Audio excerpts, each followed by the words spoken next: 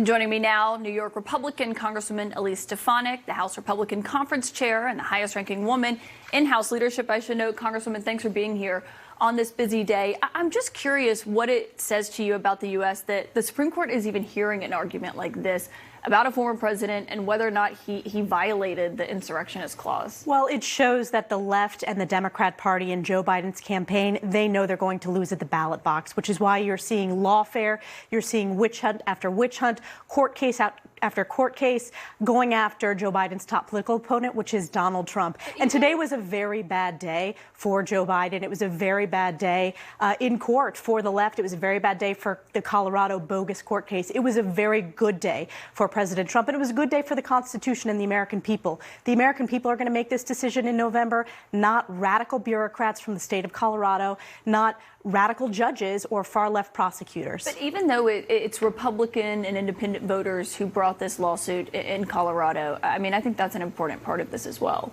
This is a witch hunt against President Trump, and it is not a coincidence that it is while President Trump is skyrocketing in the polls. Meanwhile, we saw a disastrous day for Joe Biden. Joe Biden started this week plummeting in the polls, the weakest polling for a modern-day president, an incumbent president, and yet you saw a feeble mental acuity lacking in the President of the United States just today. So this is a horrible day. It's a disastrous day for Joe Biden. It's a winning day for Donald Trump, and the Supreme Court case is likely to have multiple liberal justices that side with the conservative justices in this case, siding for the Constitution. So you think that the court here is going to rule and overturn the Supreme Court in Colorado's decision? Absolutely. And you heard questions, whether it was from Justice Elena Kagan, you heard multiple questions from the liberal justices who are likely, I believe this could be a 9-0, an 8-1, or a 7-2 case. So the next thing that the Supreme Court could potentially take up is the question of Donald Trump's argument, his assertion of presidential immunity. If you trust the Supreme Court's decision on the 14th Amendment, will you accept what they decide on presidential immunity as well? Well, certainly I will have something to say when the court makes that decision, but I already have put out a public statement.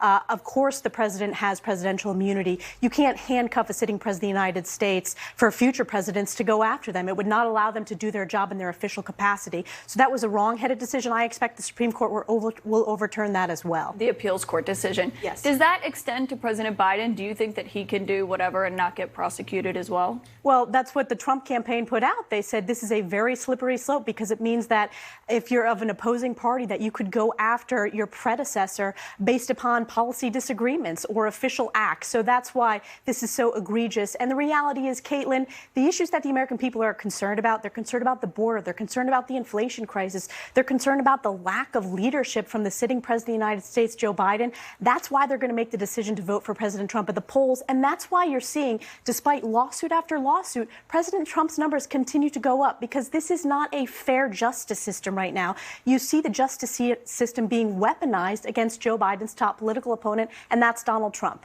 I think the scathing report, though, that came out today that you referenced on President Biden's handling of documents would suggest that it's not weaponized because it was quite brutal in its assessment. But if he had been charged, prosecution, if he had been charged, would you make the argument that he shouldn't have been charged because he has presidential immunity? First of all, if you look at what the special counsel said, it was a willfully not abiding by rules when it comes to classified information, willfully breaking the law. And the only reason they're not pursuing prosecution is because of the lack of mental acuity of the President of the United States. And this disastrous press conference... But it's also because he cooperated. No, do you agree it's specifically because of the mental acuity. That was pointed out in the document. That's why you saw a panicked White House forced out a doddering, unfit President of the United States for a disastrous press conference to try to clean it up, and it only did more damage. The reality, Kaitlan, is Donald Trump is going to win this November, and Democrats are spiraling out of control because they see that Joe Biden continues to plummet. His polls are going to go down much further tomorrow based upon that horrific press conference today, and it's selective prosecution. The fact that it's not even a slap on the wrist when the prosecutor himself, the special counsel himself, but it is not a slap on the wrist when they that if Donald say Trump, we're not pursuing that prosecution. But they talked, a big part of this is that President Biden went and sat down with them for 2 days, over the course of 2 days. Obviously, that's the interview that you're talking about, where they talked about his age.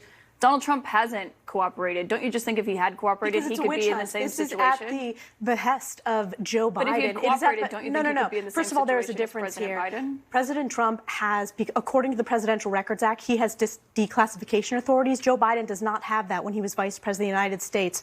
Joe Biden also had classified documents when he was a sitting senator. That is not covered by the Presidential Records Act. So to say... I've read the Presidential Records Act. It also doesn't give Trump the authority to just take documents and keep them in a ballroom. This was a raid on Mar-a-Lago, Kaitlan, versus working with Joe Biden and saying he willfully broke the law but refusing to prosecute. But that's selective prosecution. That's my point, because Trump did not hand over the documents for more than a year. Jim Trusty could tell you that. From the DOJ, from Joe Biden's DOJ, ordered by Merrick Garland not to prosecute against Joe Biden, even though it specifically found that he willfully broke the law. It was an independent And on top of that, the counsel. reason why they're not prosecuting is because they say he's mentally unfit to put in front to pursue that. That is unheard of, and it is selective prosecution, and it's why people inherently know across this country if your last name happens to be Biden or Clinton, you get to live by a different set of rules than everyday average Americans. I think Hunter Biden would disagree with that, and I will note Robert Hunter Biden got a sweetheart deal. Let's talk about that. He's been indicted Let's talk by the more about the corruption of the Biden Hunter family. Biden was indicted, and he's got a special counsel. This was a special counsel, and then got a sweetheart deal from Joe Biden's DOJ. I want to talk about you because I think, you know, in a lot of your public appearances and your public comments and you know, the resolutions that Republicans are introducing on Capitol Hill that you're a part of, people want to know if you're auditioning to be Donald Trump's vice president. Have you handed over any documents or been a part of any vetting process with the Trump team yet regarding that? I'm proud to be one of the top surrogates for President Trump. I voted for President Trump in 2016. I was proud to work with him. I've worked with him on his impeachment defense team when the first witch hunt started against him, perpetrated by the Democrats and Adam Schiff. And I'm proud to be a top surrogate. I would proud to serve in a future Trump administration, but we have a lot to do. I have a lot of responsibility as the House Republican Conference Chair, and most importantly, as the representative for New York's 21st Congressional District, giving them a seat at the highest level. And we're focused on the issues that matter to the American people. The border crisis, which is raging across our country. House Republicans passed a border security bill. Joe Biden has failed. In fact, he has caused this border crisis. Well, also, I mean, the Republicans in the Senate. We passed a border bill. Right, one that was never going to pass a Democratic. We passed a border bill, and you and I both know how difficult it has been historically for a border bill to come together. Yes, we just saw what happened with Republicans on Capitol Hill. House Republicans passed a border bill that Joe Biden opposed. I want to talk about the Biden border crisis is because of Joe Biden's executive action. HR2 he is a Democratic president. And Joe Biden opposed that.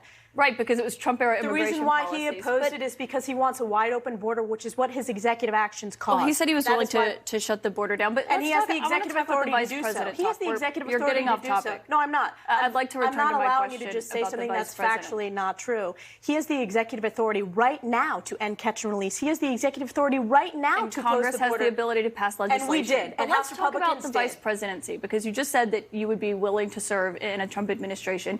Had you been vice president on January 6, 2021, what would you have done?